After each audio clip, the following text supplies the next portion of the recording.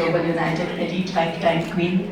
मला वाटत असेल की ऑलरेडी आता कार्यक्रम सुरू झालेला आहे, पण मला अजून पुरस्कार का देत नाही आहेत, अजून या गोष्टी का पुढे सरकत नाही आहेत. तर एक कार्यक्रमाचं औचित्य साधून फक्त काही एखाद दुसरा एपिसोड आयुष्यातला तुमच्यासमोर मांडू इच्छिते.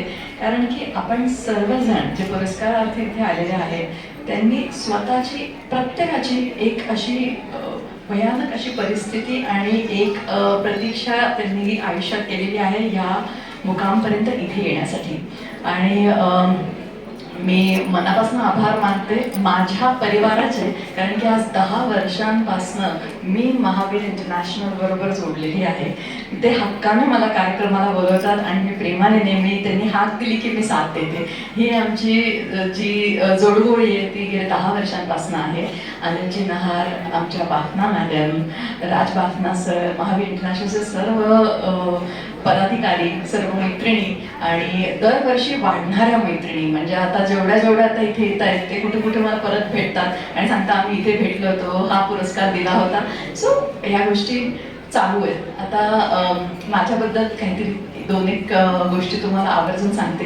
कारण की वाटत असेल की डोक्यावर चमचमणारा मुकुट घातलेली ही महिला म्हणजे कुठल्या तरी छानशा सौंदर्य स्पर्धामध्ये मेकअप करून छान तसे कपडे घालून हा पुरस्कार मिळाला असेल. छे हो, तेवढी माझी पात्रता नाही.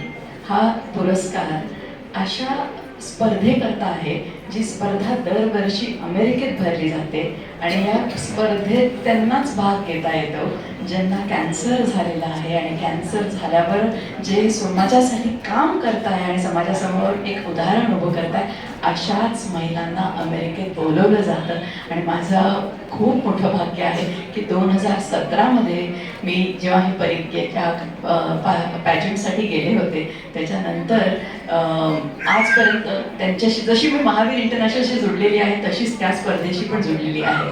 आपल्याला असं वाटतं की आयुष्यामध्ये मी खूप छान दिसलं पाहिजे किंवा माझं सगळं चांगलंच व्हायला पाहिजे. महिलांना पहिली गोष्ट दुसऱ्या महिलेबद्दल होते ती म्हणजे ईर्ष्या, जेलसी.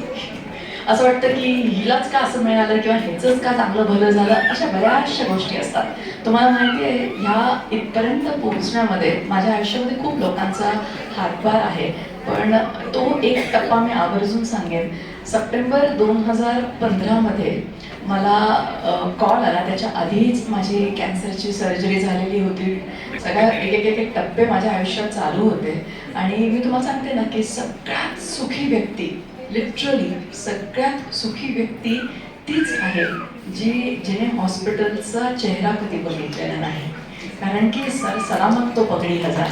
सगळं करू शकतात तुम्ही, पण तुम्ही जर मी म्हणते ना पैशाची चणचण असेल ना तर बँक लोन देते. ज्या वेळेला माणसांची चणचण असते अशी कुठलीच बँक नाहीये तिथे कोणी म्हणेल की नाही हे लोक ना तुमच्या दुःखात सहभागी आहेत, येत आहेत, आपण बोलून घेऊ 50-60 लोकांना. असं नाही होत. त्याच्यामुळे आयुष्यात तुम्ही जमवायचं काय आहे ते फक्त नाती टिकवायची आहेत आणि प्रेमाने सगळ्यांचं एकजुटीने हात धरायचा आहे. कारण की जेव्हा गरज लागते ना तेव्हा एका हाकेवर वाटेल तेवढे लोक जमा होतात. आणि हीच घटना 2015मध्ये मला माझ्या आयुष्यात घडली. मला सांगण्यात आलं की फोन केला आणि मला सांगण्यात आलं की तुम्हाला ईमेल केलेला आहे, तुम्ही चेक करा, तुम्हाला मिसेस इंडिया स्पर्धाचं करता तुमचं सिलेक्शन झालेलं आहे. मी म्हटलं मी तर दिलेलंच नाही आहे. कारण की जो त्याच्या 1.5-2 वर्ष आधीची घटना झालेली ती म्हणजे इतकी भयावह होती. पहिली किमोसायकल, दुसरी किमोसायकल आणि जी तिसरी किमोसायकल आहे ती सगळ्यात जास्त लक्षात राहणारी आहे. कारण की तिसऱ्या किमोसायकलमध्ये माझा अहंकार मी बाथरूममध्ये वाहून जाताना बघितला आहे. म्हणजे माझ्या डोक्यावरचे केस. हा जो टप्पा होता सगळ्यात भयावह होता. म्हणजे इंजेक्शन, ट्रीटमेंट, डॉक्टर्स सगळं काही चालू होतं. पण जेव्हा अशी काही घटना घडते की तुमचे भोवयांचे पण केस तुमच्या अखंड दिसत नाही आहेत किंवा तिथे राहिलेले नाही आहेत, तुमचे केस गेलेले, त्या लोवेस्ट पॉईंट होता माझ्या आयुष्यातल्या. त्या लोमधून हळूहळू कुठे 1.5 वर्ष झाले तर मी वरती येत होते. आणि तेव्हा असा डोक्यावरचे गेलेले केस आलेले इथपर्यंत होते आणि मला तो फोन आल्यावर मला असं वाटलं कोणी मिश्किल काही जोक केला का, मस्ती केली का, की असं कसं कोणी म्हणू शकतं की तुझं मिसेस इंडिया स्पर्धेकरता ऑनलाईन सिलेक्शन झाले. मी खूप विचारलं त्यांना, खूप जास्त ह्याच्याने विचारलं की कोणी दिली माझी ऑनलाईन एंट्री. तुम्हाला माहिती आहे, मी माझ्या आईबाबांना विचारलं, माझ्या सासूबाईंना, माझ्या पतींना, आई, भाऊ बहीण, माझ्या जवळच्या कुठल्याच व्यक्तीने माझी ह्या स्पर्धेकरता ऑनलाईन एंट्री दिलेली नव्हती. मला 2 दिवसांनी 48 तासांनी मला मुंबईहून दिल्ली गाठायचं होतं. सगळं काही, त्यांचे तिकीट आलेले, त्यांचं माझ्यासाठी लेटर आलेलं, सगळं काही. पण मला हे कळत नव्हतं की एंट्री कोणी दिली. खूप खोलात शिरले तेव्हा कळालं, ह्या स्पर्धेकरता जी पहिली स्पर्धा होती माझ्या आयुष्यातली 2015 मिसेस इंडिया करता, ती एंट्री माझ्या हॉस्पिटलच्या नर्सने दिली होती. कसे काही नाते संबंध तुम्ही आयुष्यात जोडतात, जे तुम्ही जन्माला येताना फक्त सरनेम घेऊन येतात. तुमच्याकडे चॉईस नसतो की तुम्ही कोणाकडे जन्म घेणार आहे. तुमचं पहिलं पान लिहिलेलं आहे देवाने, शेवटचं पान देवाने लिहिलेलं आहे. जे मधलं पुस्तक आहे ना, ते मधलं पुस्तक तुम्ही स्वतःसाठी लिहितात आणि त्याच्यामध्ये ह्या अशा लोकांची नोंद होते. त्या सिस्टरला मी म्हटलं, अरे सिस्टर क्या अभी, म्हटलं अभी कहाँ, हॉस्पिटल डॉक्टर्स में से थोड़ा सा बाहर निकली हूँ और आपने मेरी एंट्री दे दी. केरलाइट साउथ इंडियन सिस्टर, त्यामुळे कैंसर को एक चेहरा चाहिए इसलिए मैंने तुम्हारी एंट्री दे दी. ते झालं. ती 2015 मला असंच एक सबटायटल मिळालं, मिसेस इंडिया फोटोजेनिकचा छोटासा मुकुट होता. तिथे मी मुंबईला परतले दिल्लीहून. कॉम्पिटिशन झाल्यावर दिल्लीमध्ये सगळ्यांनी सांगितलं की वा खूप छान छान आहे, आम्हाला चांगलं वाटलं तुला भेटून. त्या छोट्याशा एवढ्याशा मुकुटाने मला खूप मोठी उभारी दिली होती. हॉस्पिटलमध्ये पोहोचली मुंबईला आणि सिस्टरला गच्च मिठी पाडली. सिस्टरला म्हटलं थँक्यू, तुमच्यामुळे एक नवीन दिशा मिळाली लाईफमध्ये. म्हटलं बरंच असं वाटतं की खूप काहीतरी करावं. ते सिस्टरला तो छोटासा मुकुट काही पटला नाही. मला म्हणे कॅन्सर को एक चेहरा होना चाहिए. म्हटलं आता या व्हायचं काय करावं, जाऊ दे. त्याच वर्षी 2015 मी मिसेस इंटरनॅशनल वर्ल्ड वाईड क्वीनसाठी निघाले आणि हाँगकाँगला स्पर्धा होती, ती जिंकली. तिथून परत आले आणि मस्त सुंदर चंदेरी मुकुट, त्यांचा मोठा असा छान मोठा मुकुट 2015 डिसेंबरमध्ये जिंकला आणि म्हटलं फायनली मोठं टायटल इंटरनॅशनली जिंकले. परत तसंच केलं. आली हॉस्पिटलमध्ये सिस्टरला भेटली, तिला म्हटलं कितना अच्छा आहे मुझे मिला. 2015ची जो टाइम होता तो it was a beautiful time. तेव्हा सिस्टरला हॉस्पिटलमध्ये जाऊन मी दाखवलं. त्यामुळे नाही कॅन्सर को चेहरा चाहिए. म्हटलं जाऊ द्या, आता काही होऊ शकत नाही. कारण की कसं असतं ना, असं आपल्याला असं वाटायला लागतं की महिलांना तुम्ही कितीही हॅपी करायला हॅपीच होत नाही. त्याच्यामुळे मी नाद सोडला, कामाला लागली. माझ्या जशा जशा गोष्टी चालू होत्या तशा त्या अखंड चालू राहिल्या. आणि 2017 मात्र जानेवारी महिन्यात मला कॉल आला. मला सांगण्यात आलं की आम्ही तुम्हाला भारतातून पहिल्यांदा प्रतिनिधित्व करायला अमेरिकेला बोलवतोय, कारण की अशी स्पर्धा आहे जिथे फक्त कॅन्सर सर्वायवर्स भाग घेतात आणि कॅन्सर सर्वायवर्ससाठी स्पर्धा आहे.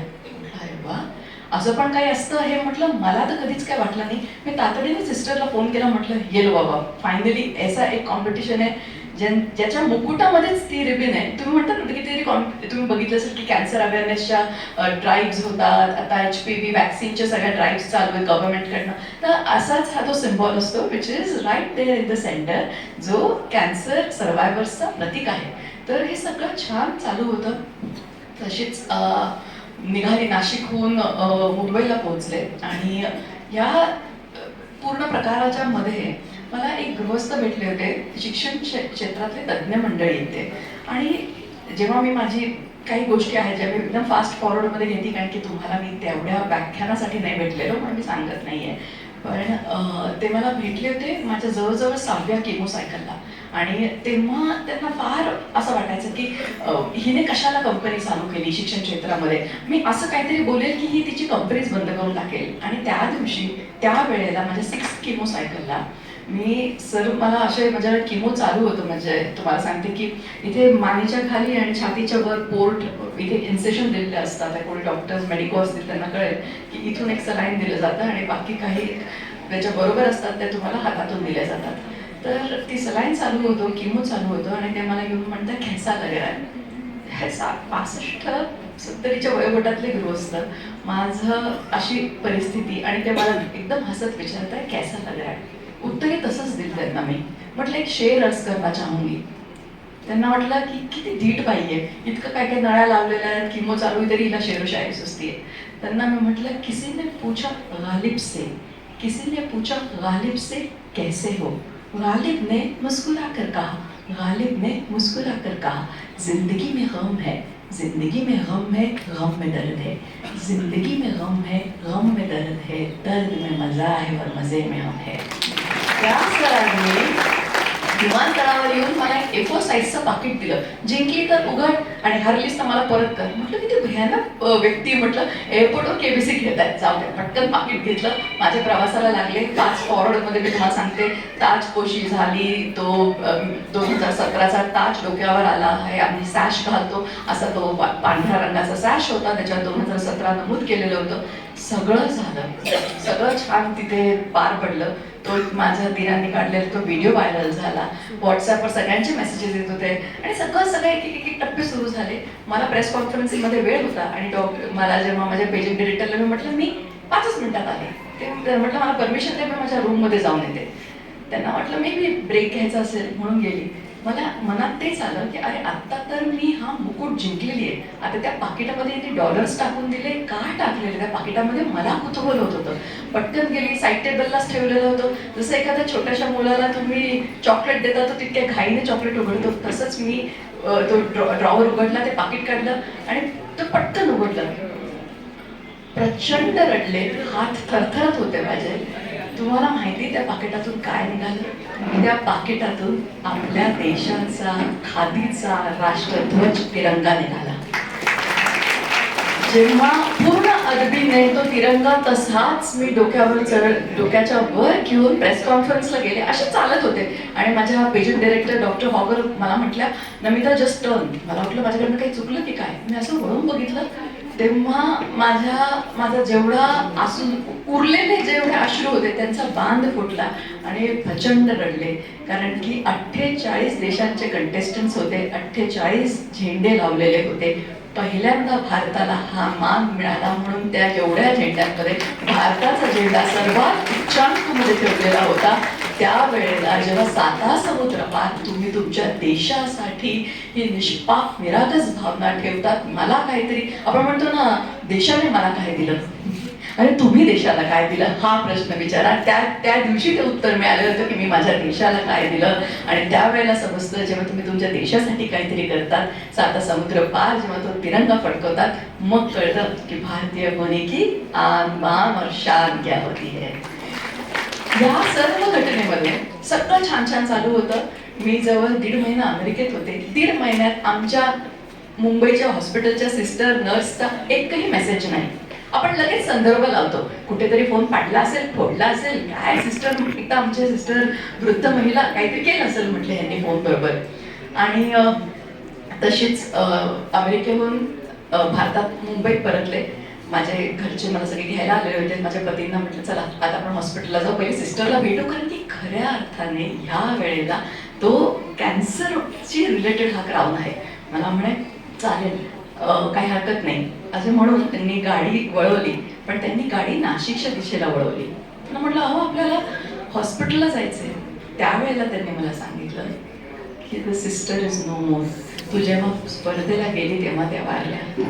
अरे एकमेकांची ईर्ष्या करतो आपण, तू चांगली, मी चांगली, ही चांगली, हा चांगला. माझा इथपर्यंत प्रवासामध्ये प्रत्येक टप्प्यावर एक महिलाचाच हातभार आहे. कारण की जेव्हा एक महिला दुसऱ्या महिलेला मदत करते तेव्हाच काहीतरी अद्भुत आणि अलौकिक घडतं. हे आवर्जून लक्षात ठेवा.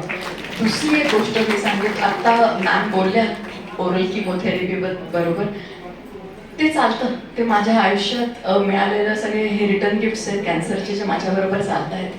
दिवसाच्या 16 गोळ्या होत्या मागच्या 6 महिन्यापूर्वी, आता 18 आहेत. पण हरकत नाही. तुम्हा सगळ्यांना, कोणाला थायरॉइड, BP, कसल्या गोळ्या असतात, तेव्हा तुम्ही मनाला काय सांगतात, अरे देवा वाचव रे, मेरे बाबा. अरे देवाकडे खूप खूप लाईन लागलेली आहे देण्याची.